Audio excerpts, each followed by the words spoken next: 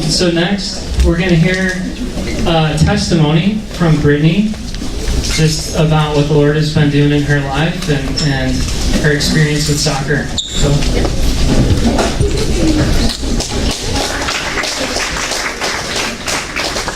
All right, how you guys doing tonight? Good? Having a good week? Well, I am so thankful to be back here. I am originally from Naperville, Illinois. Woo!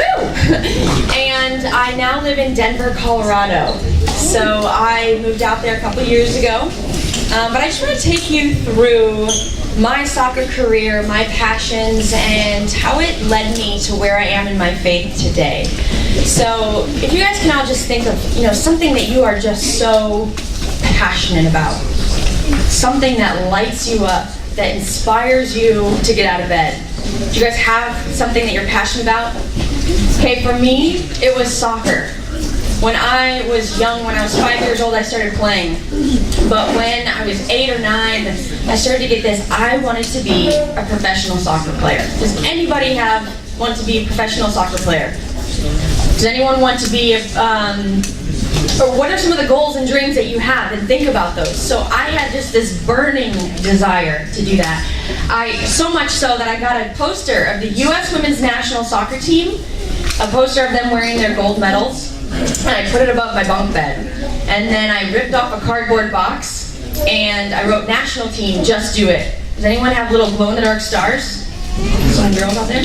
I put glow-in-the-dark stars so that when I turned my lights off, the national team was just burning in my eyes that I saw. And so I wanted to be an Olympic gold medalist and on the World Cup team. So those were my dreams and my desires. And I worked extremely hard. I had a lot of ups and downs.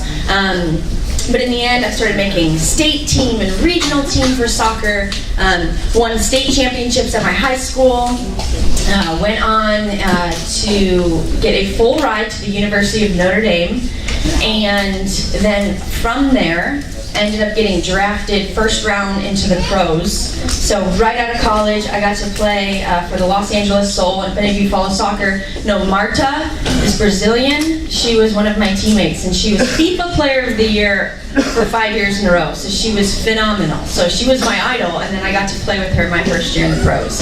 So this journey of working really hard and just having this desire to go play something that I was so passionate about. And so I went on and played 7 years in the pros. But I just want to take you through a little journey. Journey of my faith and a journey of what it took to get there, and then where I am today. So it was about in college. So soccer was my dream, right? But I had this desire still in my heart for something more. And it was in college. It was at the University of Notre Dame, where I had this other desire, where I want to pray. I grew up Catholic, went to Mass, we were ministers of the altar, we were very involved in our church. But all through my youth and growing up into high school and college, soccer and boys. I really loved boys. So those were my passions. But then when I was in college, I had this desire to pray more, but I struggled. I had it in my heart, but I struggled. I had other distractions. And I was almost mad at myself because I was like, why is it so hard to pray? Does anybody feel like you have times when you're like, why is it so hard to pray? Or am I the only one? Okay, yeah. It was a struggle, and I wanted it. And so, went through college, had a pretty successful career, went to the Final Four 3 times in my career, lost in 2 national championships, not bitter about it, to North Carolina, but had a really successful career, and then went into the pros. And again, chasing this dream, and things are going well, but I gave up a lot of sacrifices along the way, right? It takes a lot of work. If you want to be good at something, whether it's a sport, whether it's a job or a career or anything, whether it's loving family members, you have to work at it, just like Father Shays was saying, right? And so it was my rookie season, right out of college, playing in LA. Played the whole season, and my dream, right, was to make the national team. Not just make it, I wanted to be a gold medalist. I wanted to play in the Olympics. I wanted to play in the World Cup. And so through that season, the very first game, I played a position I'd never played before, but I had worked hard and I had trained, right? So we can't just expect to show up and be great at something. It takes a lot of work behind the scenes. And so long story short, that first season, that first game of my first season, does anyone know Abby Wambach? Yeah? So in my soccer career, I played mostly center mid and forward in college and through my youth. 4 days before opening game of the inaugural season of the WPS Women's Professional Soccer, they tell me, hey, can you play center back? Now, I had never played that before, did not know what I was doing. And I was just like, well, I have prepared myself. And so I went out. And it was in that game that I got called up, that the national team coach called me up and got my first call up to the national team. And so that whole year, I started playing with the national team. And things were going great. And I want to just share with you how my faith became so strong in this. And so 2009, I ended up having, after that season, I was on this high, I was working hard, and I ended up having to have double foot surgery. Has anyone had surgery before, or an injury? Has anyone had an injury that held them back from something that they were doing, okay? Anything in their life that held them back? They had to move, they had some things going on. Yeah, you had some injuries? Yeah. So that had happened, and I was frustrated, but I was like, okay, I'm gonna keep working hard. And the following year, team folded. All in all, I ended up playing for 7 different teams because teams folded, the league folded, teams came in, and all of that. Through all of that, I had 11 surgeries, all in all. And so I was up with the national team, and then a surgery, and then worked my way back up with the national team and surgery. And it was in this journey that I really started to just, you know how I told you in college, I desired to pray?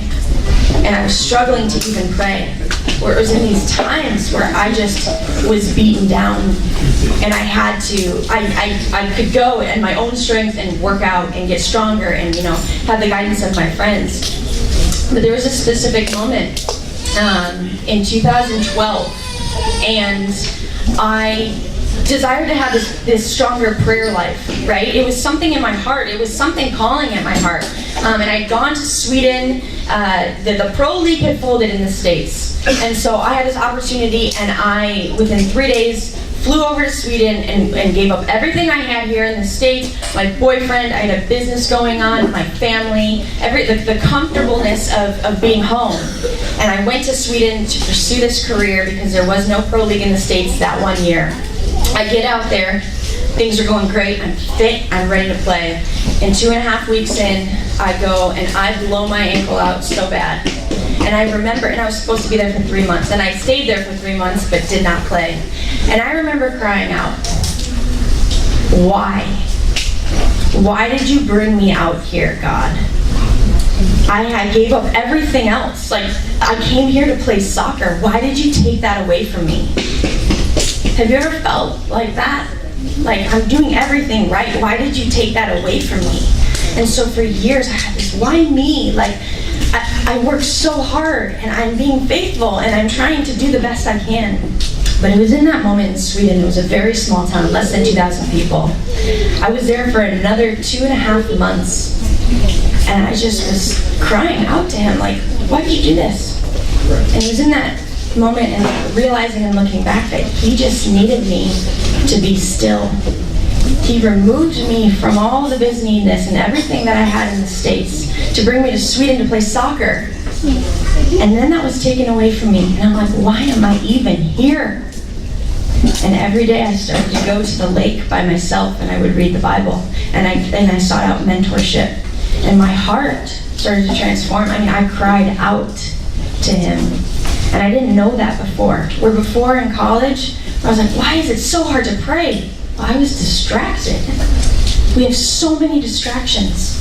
And in soccer, to get to the level, whatever level you want to get to, you have to put a lot of work in. Whatever you want to be good at and excel at, you have to put the time and the work. And just like Father Chase was saying, in relationships, you have to invest into that. And so in that year in 2012, my heart started to transform, and I started to get it.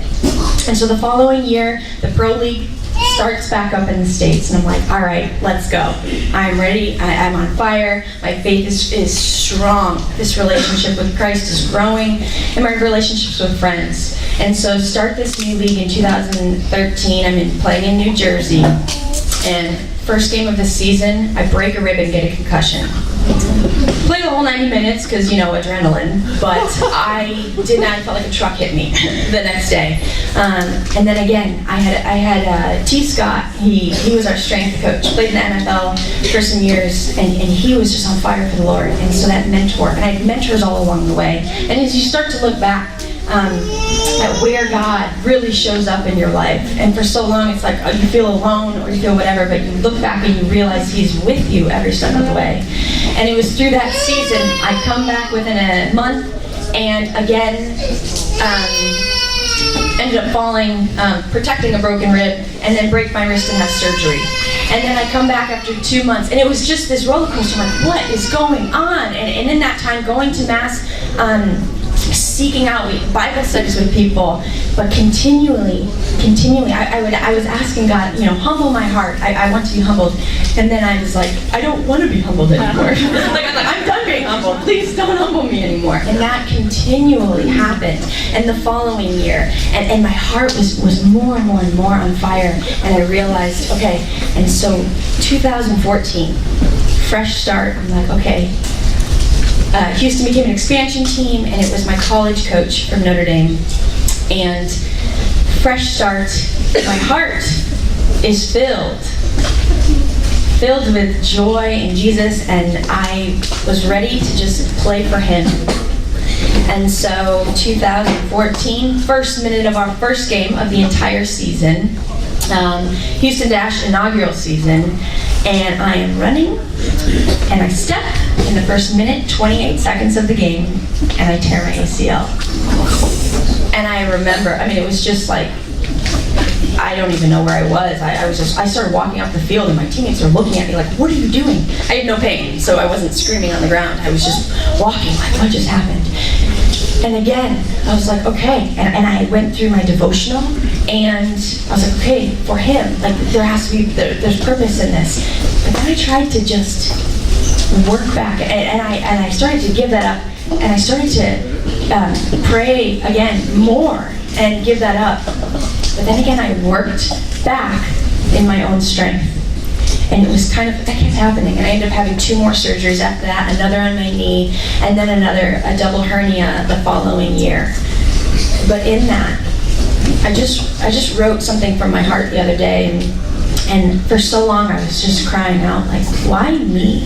Like, what did I do to deserve this? And it was a very internal, I was just looking at where I was, and in some ways selfish, because you look around and everybody has their struggles, amen? Everybody has their own struggles and pain that we're in. And I tears every day. I didn't understand why this had to happen. And it was after I had torn my ACL. It was Palm Sunday. My parents had flown in. It was my birthday the day before.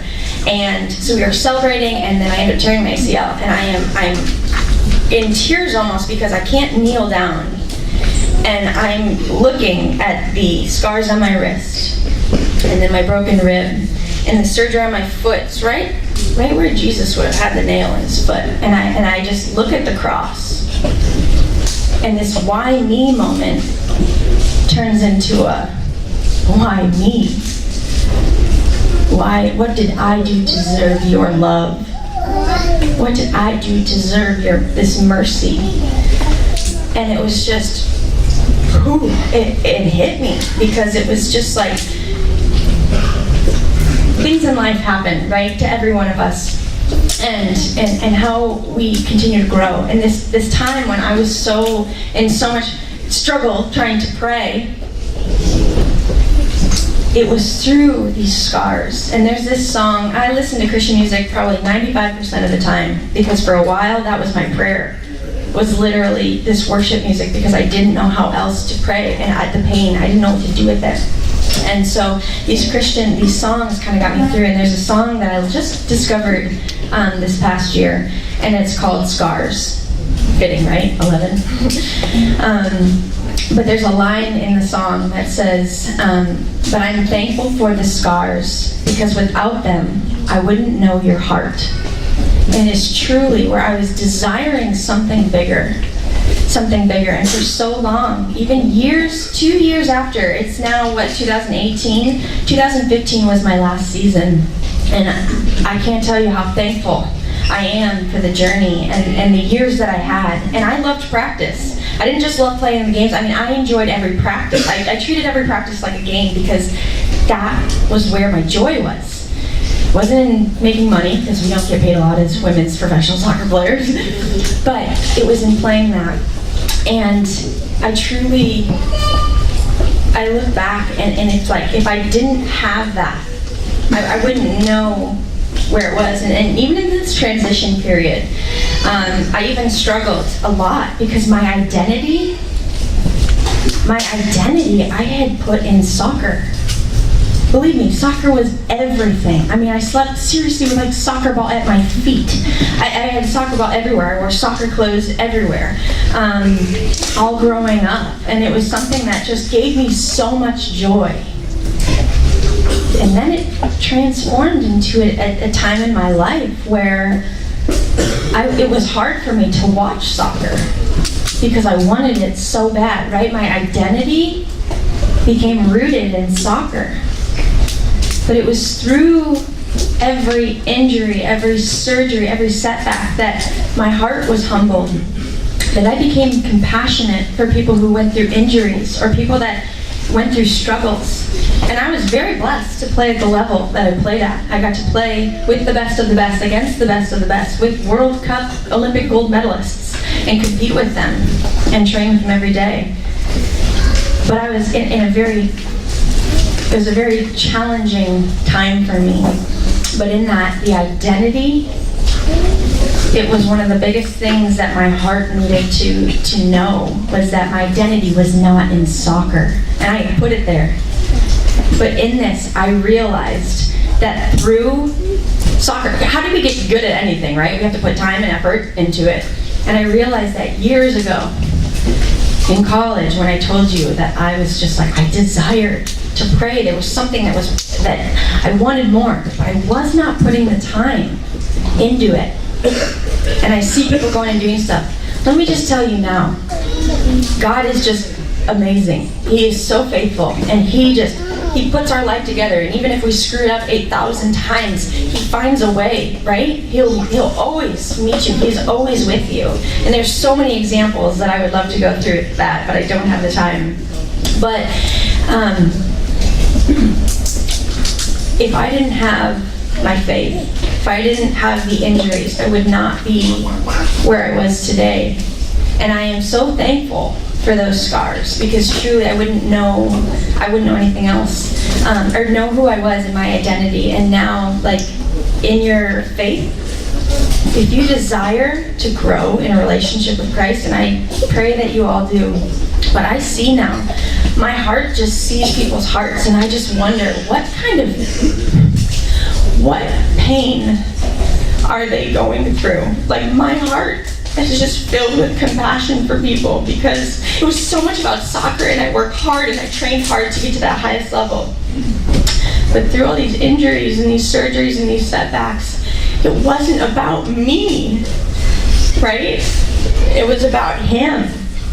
And so, like, knowing who I am in Him, and my heart looks at everyone I meet, and I see people struggling through whatever, or putting a mask on, everything's fine.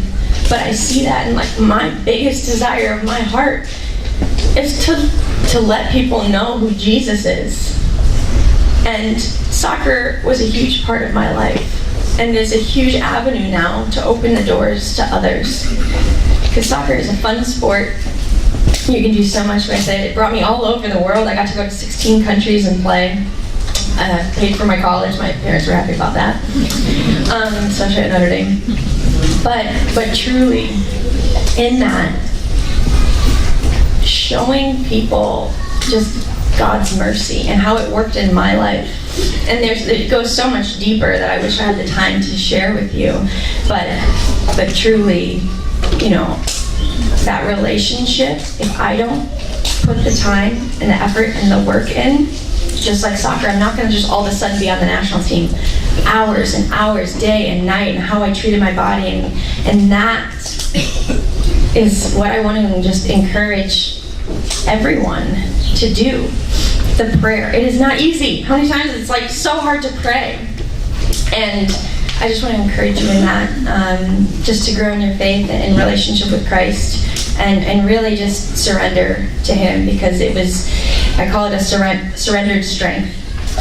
You gain so much strength, you're working on your own strength, but surrendering to His strength. And so thanks for letting me share my story, and I hope that you can be encouraged by this, and encourage others in their faith as well. So.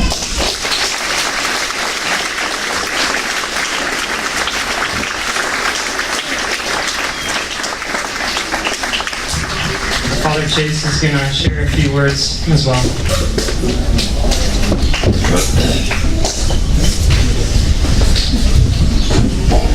That was spiritual intimacy.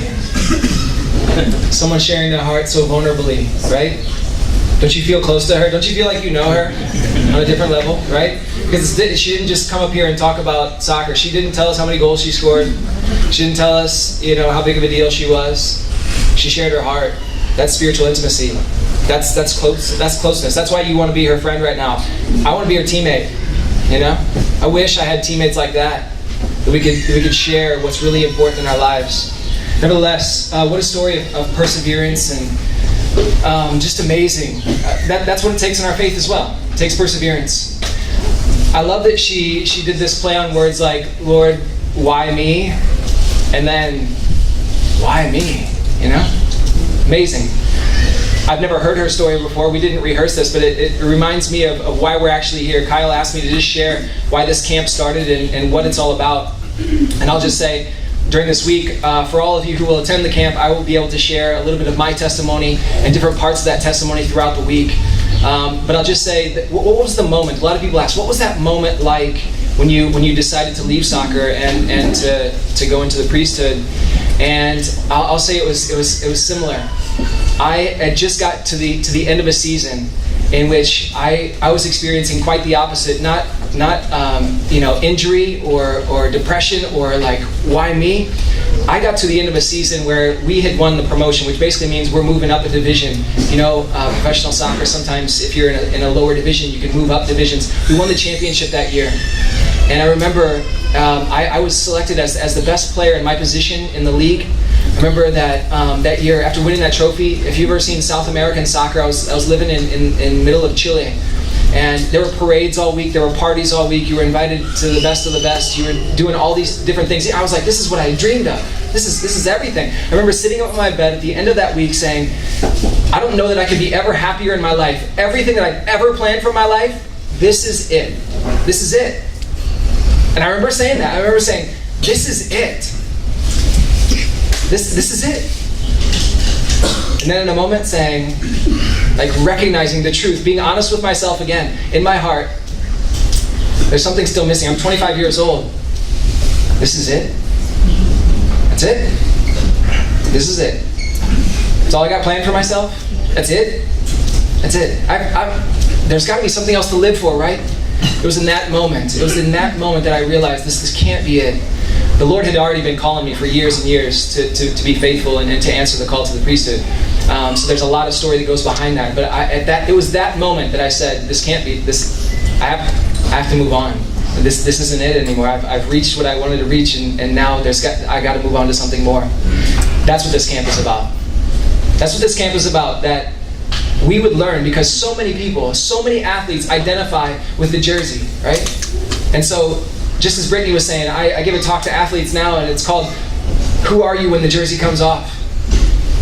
Who are you when the jersey comes off? Do you even know who you are, right? A lot of us athletes, we grow up and we identify so much as athletes that we're not even known by anything else, right? And so we want to put on a camp that shows the beauty of sport and the way that we glorify God through that sport, but also which reveals the deepest identity of who we are.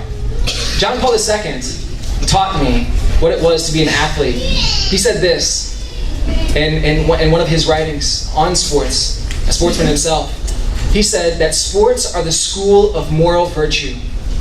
Sports are the school of moral virtue. What does that mean? It means that every single day an athlete, I think athletes have an edge on the entire world, athlete who goes to practice every single day, who takes it seriously. An athlete learns how to sacrifice. An athlete learns hard work. An athlete learns teamwork. An athlete learns how to lose with class, how to win with class, how to come back from failure, how to come back from defeat, how to rally, right? How to be humble when you're really good. An athlete learns that every single day. And guess what? Isn't that the exact same thing that we're striving to do in our Christian life? How to come back from failure, how to deal with all my sinfulness and why I can't get over myself, right? How do I be humble when things go really well? How do I be classy when I experience failure? Am I the same person, or do I pout throughout my entire life? Sourpuss Christians, as Pope Francis calls us, right? How do we be joyful? Those same virtues that we can learn through sports are the virtues that transcend our Christian life as well, right? That's what we want to teach. There are so many lessons to be learned in sports that will help us to be the best version of ourselves, as Matthew Kelly often says. How do we become that? God has already created a plan for our life. It's already there. Our world is seeking. This is what happens when kids get to college as well, so coming soon. Everybody wants to, I'm going to become somebody, right? I'm here to find out who I'm going to become, right? I have to make a name for myself. I have to become rich and famous. I have to do something. I have to become an engineer. I have to become a doctor. Then I'll be somebody. Well, guess what? We don't tell God who we are. We don't tell the world who we are. Why is the world constantly grasping for meaning, right? Constantly grasping so I can show everybody who I am. And it's Jesus who says, stop it. I created you for a purpose. Just allow me to tell you who you are. That's it. Allow me to tell you. That's what happened when I stopped just grasping for the next contract and the next whatever. The Lord is like, let me tell you who you are. You're supposed to be my priest. It's going to bring you the most satisfaction in your entire life. Just trust me. Right? It took several years to trust him. But nevertheless, I meant what I said at the beginning of the Mass. This is the greatest thing that I've ever done. More than any soccer memory. More than anything. That's what we want to teach. Our ability to be able to speak. How often do you get professional athletes in the same room talking about their Catholic faith? This is the first for me, right? With Vince Coleman. I don't know if Vince is still here. And Vince is for real. He's not just showing up at this place because he signed autographs. I met Vince because Vince and Father Burke and I go to a camp in Malibu, California, which isn't bad. But we do a camp for professional baseball players who want to be serious about their faith, and we give talks. Right? That's where I met Vince a couple years ago. That's where Father Burke and that's why he knows Mike Sweeney. That's the whole thing, right? It's because people are serious about their faith. These are athletes. You would think that an athlete, that these girls that are sitting right here, you would think they have everything. They just have everything. They don't have any problems in their life. Yeah, we do. We have problems just like you. Same ones. Right? And so how do we deal with those things? How do we live a life with meaning? How do we allow the Lord to speak into that? And how do we live in a way that the Lord is talking to us and we can live differently than everybody else around us and still have great meaning in our sport? So that's the idea. We're going to do that for 3 days this week. We did it last year. It was really successful, and so we're back again, and obviously we're growing in number. So that's a really important thing. If you want to know more details about the camp, I think Kyle's gonna give you some of those details. But I'll be tooling around here for the evening, so feel free to stop me and ask anything that you'd like. Thanks.